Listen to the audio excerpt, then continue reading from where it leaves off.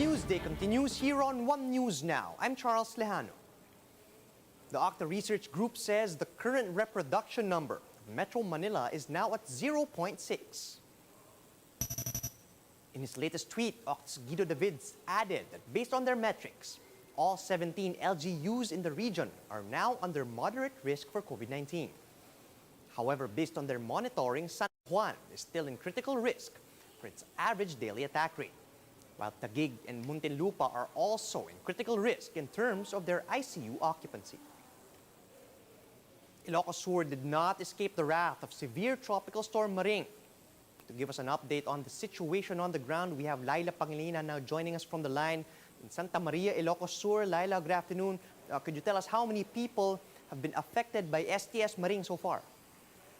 Yes, hi, good afternoon, Charles. Signal is really bad here. It's very intermittent. As much as I really want to show you what's really happening on the ground, we are on our phone right now. So, yes, Charles, 4,426 families have been affected by severe tropical storm Maring here in Ilocos Sur. That's according to the latest situational summary report released by the provincial government. Over 148 million pesos was lost in the agricultural sector, and a big chunk of it, or 140 million pesos of it, belongs to the crop sector. The rehabilitation cost for infrastructure is at 432 million pesos. These figures will continue to rise as the consolidation of the damages are conducted every day.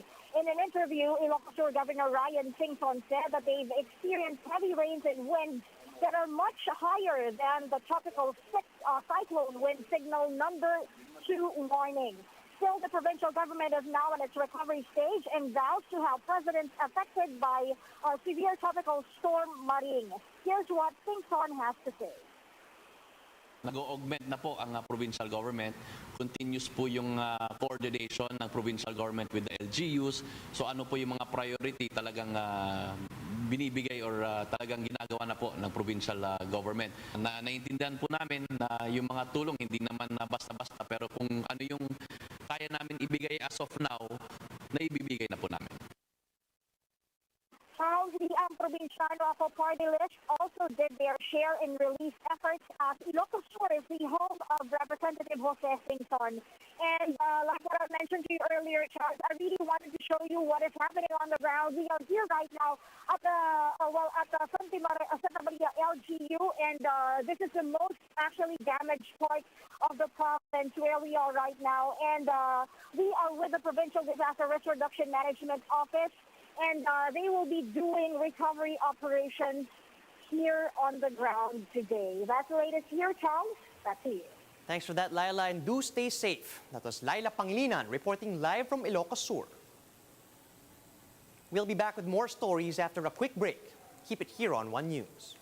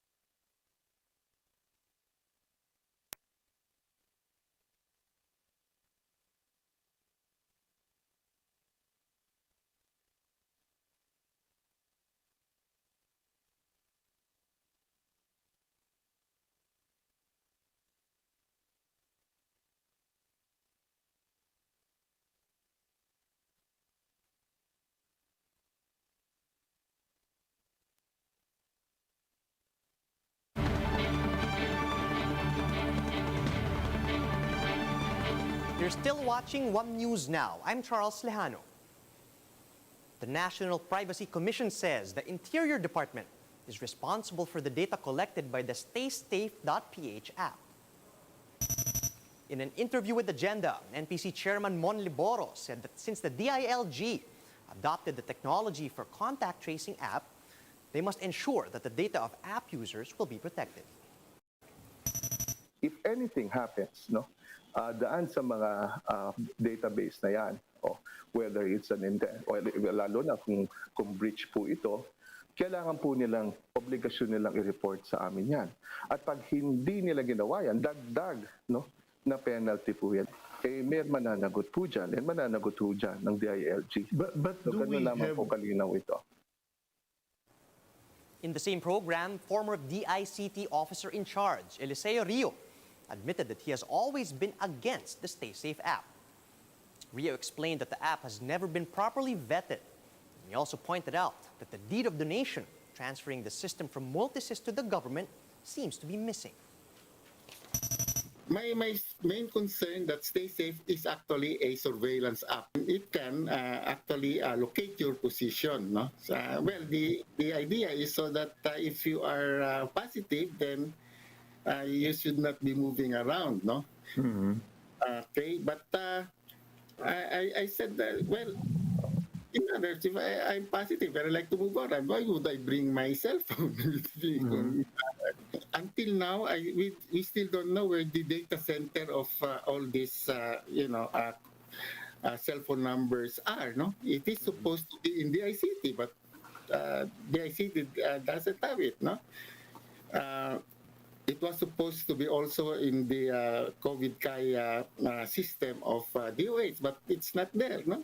So I think that's the number one question: where is or who is actually physically in possession of all this, of the data center? One Filipina, through perseverance, finally achieved her dream of becoming a nurse after taking the licensure exam 7 times. Mobile journalist Julie Baiza takes us to the front seat of the story.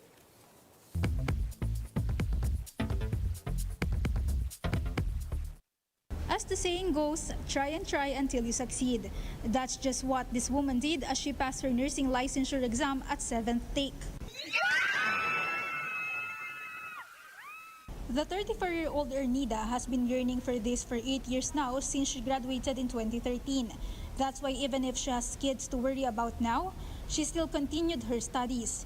In 2015, she became a nursing aide of Hopelenia Hospital in Pagadian City.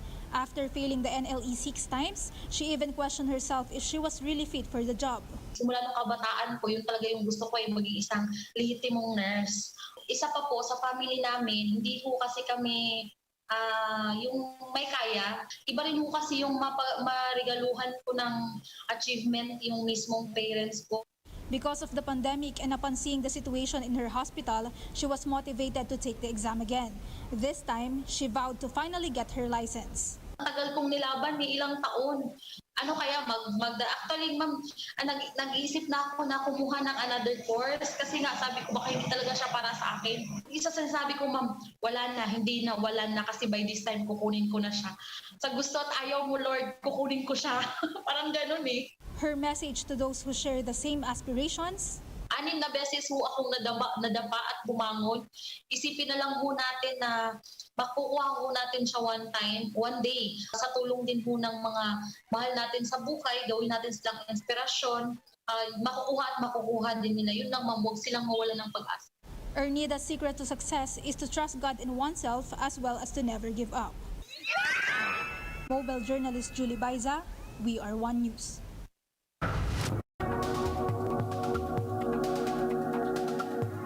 Feel if the trash can in your neighborhood suddenly thanked you for properly disposing your garbage. Well, this talking trash can in Jerusalem does exactly that as part of an initiative to keep streets clean. Let's get more details from Bloomberg Quick Take.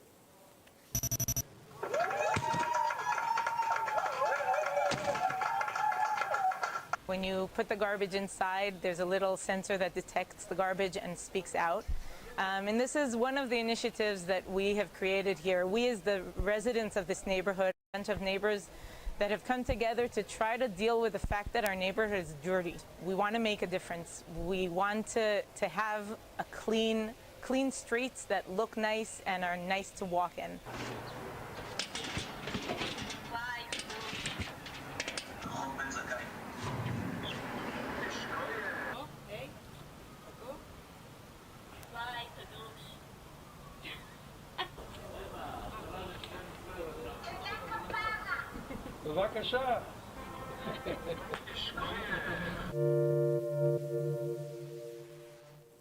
Here's a quick look at some of today's headlines. Starting today, the country will no longer require fully vaccinated Filipinos from doing facility-based quarantine after arriving from abroad if they test negative in RT-PCR tests 3 days before arriving in the Philippines. Manila Mayor Isko Moreno insists on being a unifying candidate despite his recent tirades against Vice President Leni Robredo. And TNT is just one win away from booking a finals ticket at this year's PBA Philippine Cup. And those are the top stories at this hour. Join us again later at 1 p.m. as we continue to monitor the day's biggest stories. You can also catch One News on Signal Play. Just register for a free account at www.signalplay.com so you can stream One News live anytime, anywhere. I'm Charles Lejano. Mask on, wash hands, and stay safe, Philippines. We're One News.